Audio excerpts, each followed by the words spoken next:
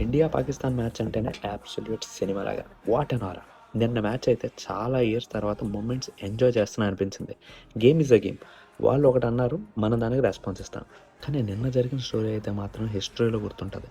Pakistan minister motion Naqvi దగ్గర cup refuse చేయడం, ఆ క్యాప్టెన్ స్టైల్ తన చేతిలో ఏమి లేకపోయినా ఒక ప్రైడ్‌ని పట్టుకొని ముందుకు తీసుకొచ్చాడు చూసారా! దానికి మన వాళ్ళు ఇచ్చిన రెస్పాన్స్, మన వాళ్ళు ఇచ్చిన రియాక్షన్ తీసుకురా అది చాలు మాకు అన్నట్టు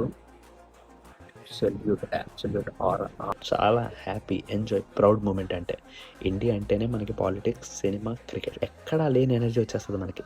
నిన్న మ్యాచ్‌లో అదే కనిపించింది.